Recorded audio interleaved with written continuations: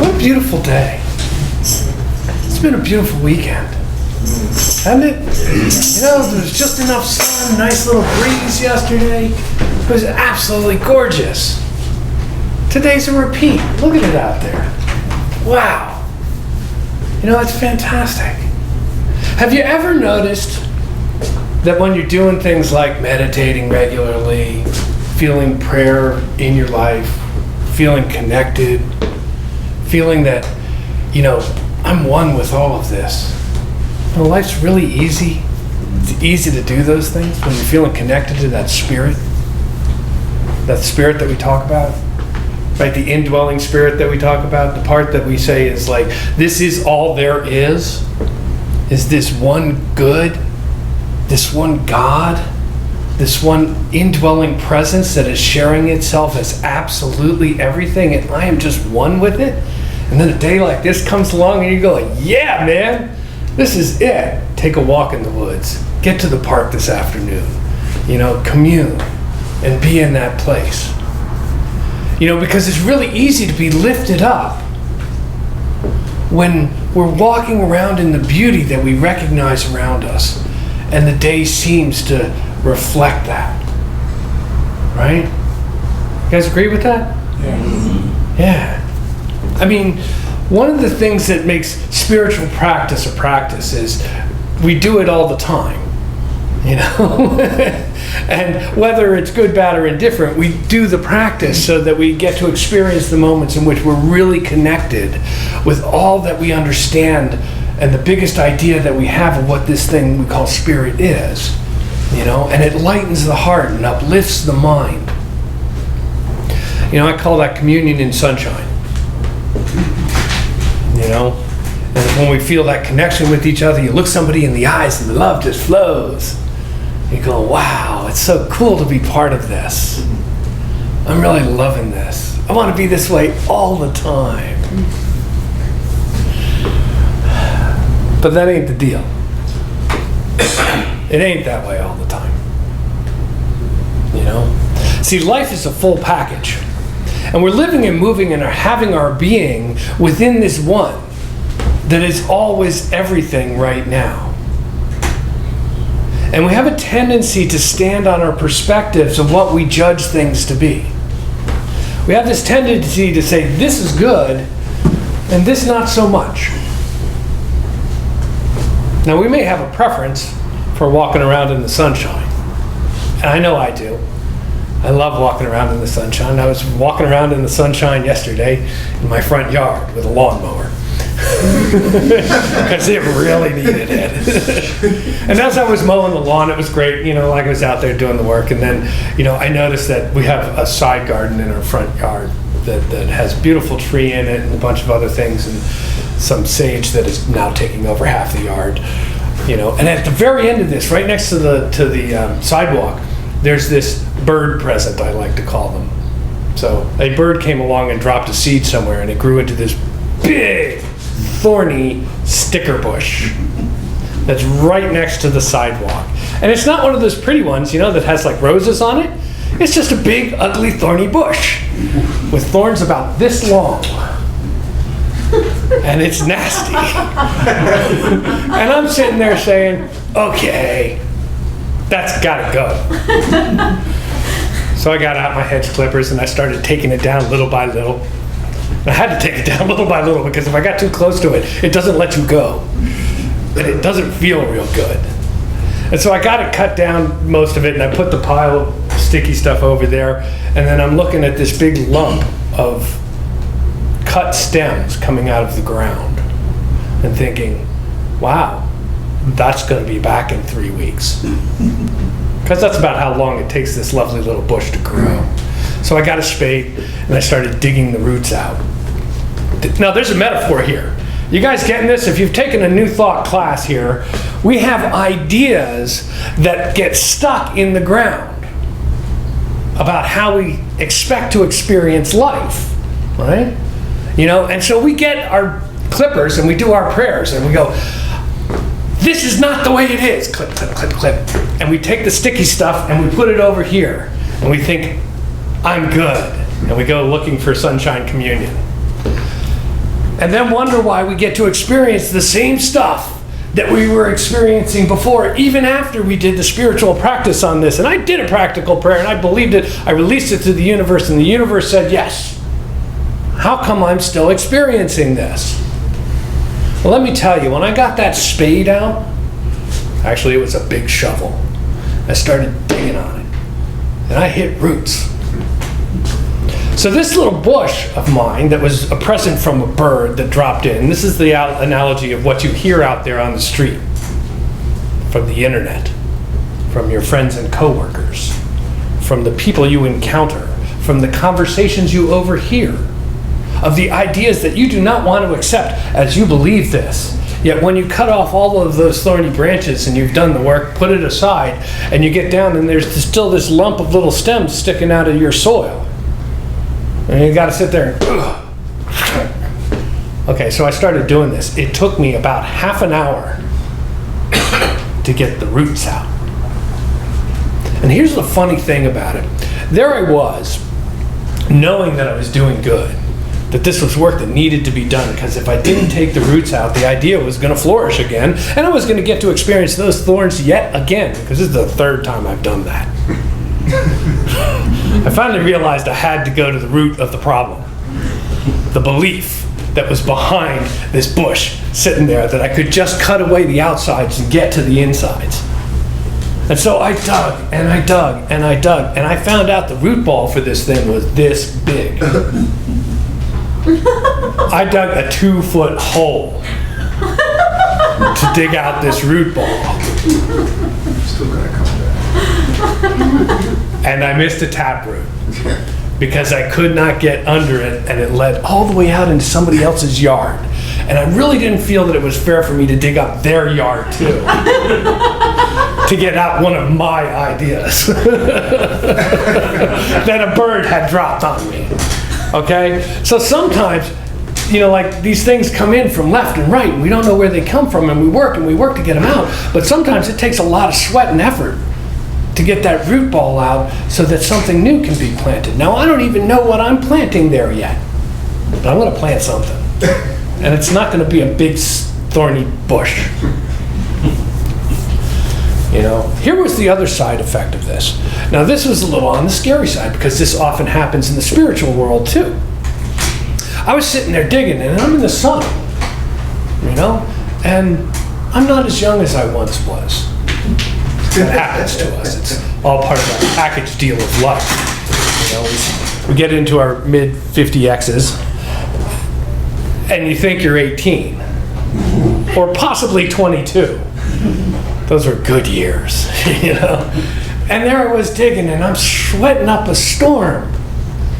And I turn around and I pull this root ball out, and I almost pass out from pulling up this root ball. I literally had to go sit on the porch, get some ice water, 25 minutes later just to recuperate from this. Now, have you ever found that to happen in your spiritual practice? Okay, you've been working on something forever, it seems like. You pray and you meditate, and finally it goes away. And then you sit back and go, oh, I don't know what's next. That was tough. But now I've got a clear space. So,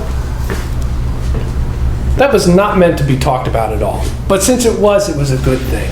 The metaphor is beautiful, because here we are, we have the opportunity to get out a shovel and dig at the stuff that we think we shouldn't be experiencing, realizing that it's going to be a little work.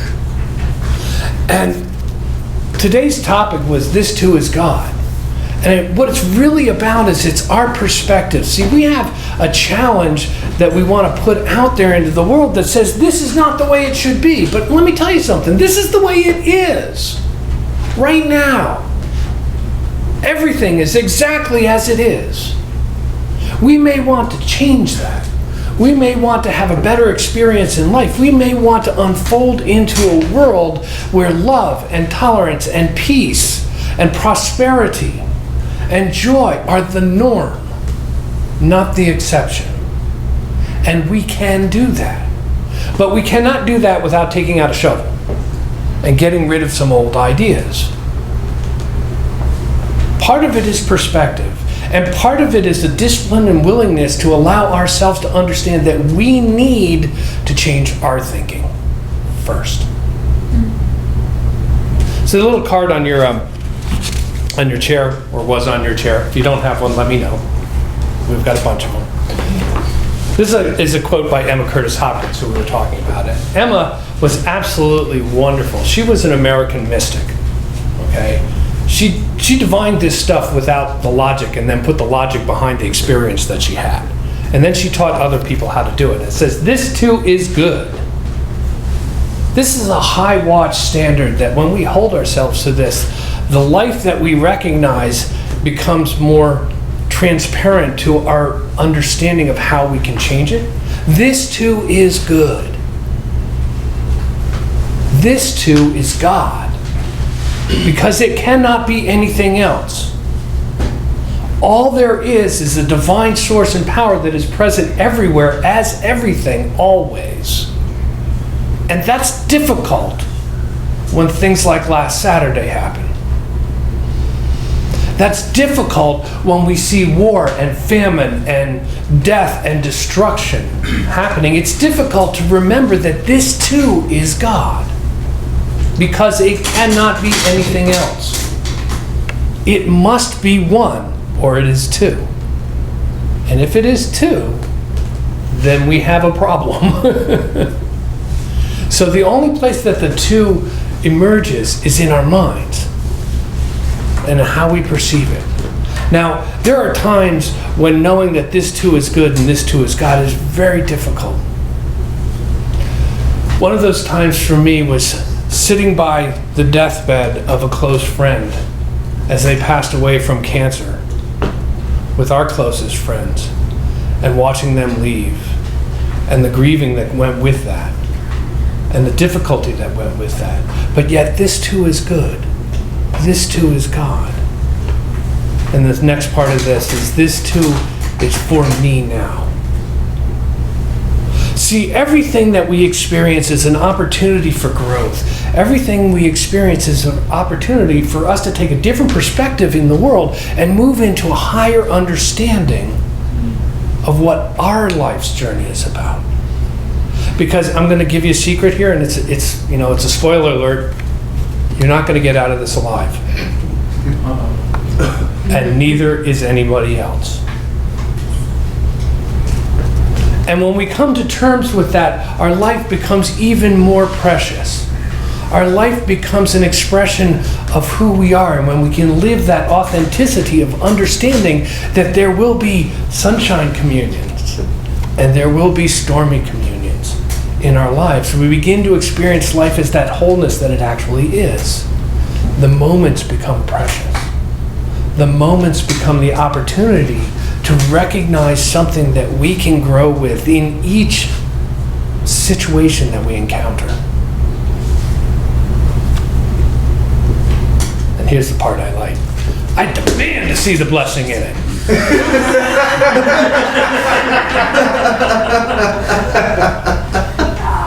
This is not a wussy, oh, please let me see the blessing here. No. We have the right of consciousness. We are the infinite embodied as consciousness right now. We have that right to demand to see what our potential for growth and understanding is. Because the universe only has one answer. Yes. Because the universe is going to respond yes. So when we demand to see the blessing in whatever we're experiencing it, we will get an answer. We will get the clarity of what the next thing unfolding is in us for that higher expression. Now, if we're holding the high watch, that was Emma's place, I will say.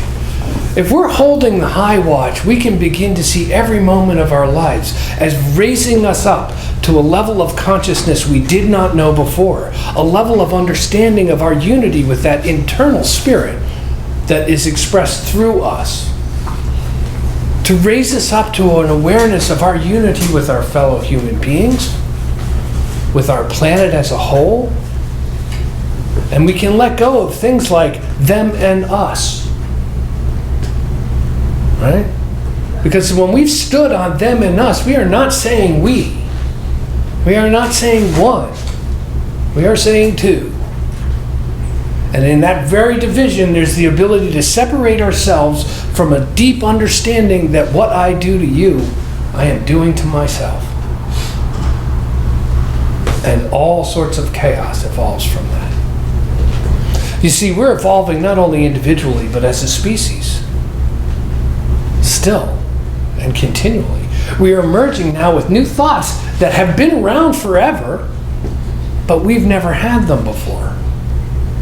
Solomon could have drove a Ferrari if the thought had emerged at that time. Right? Today, the thought is emerging that there is all sorts of wonderful things we can look at that verify that thought is effective. This is why we pray, because prayer is emotion and thought. It takes us from clipping around the edges to the root of the cause and the belief that we have, some belief in lack, limitation, or separation, because that's where it all stems from. We have some belief in lack, limitation, or separation from where we are right now to where we want to be experiencing.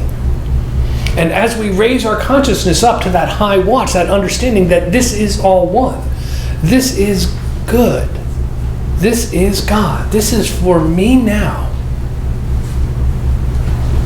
and I demand to see the blessing in it, we begin to recognize that the stormy weather, the difficult times, the challenges that we encounter are all part of this thing we call life that it would not be without. That we would not grow into a greater expression of love, a greater expression of joy, a greater expression of abundance and peace that we inherently envision in our lives. That we inherently envision. It is the indwelling spirit desiring to express itself through us. So as you go about your day, and maybe extend it into the week, I invite you to carry this card with you. And when it's sunny out, read it to yourself. This too is good, this too is God, this too is for me now, and I demand to see the blessing of it. That's going to be a sunshine communion, because it's real easy to see the blessings in days like this. But when the guy, I'm not going to third person you hear or second person you hear with the YouTube that you may accept into it. If you run into a challenge, whether it be in a relationship or a situation or a condition, remember that this too is good, this too is God, this too is for me now, and I demand to see the blessing in it, and hold the high watch. Allow yourself to hold the high watch, and the things will unfold what will seem like a miracle, but it won't be. It's just the way it works. So I love you, and namaste. Namaste.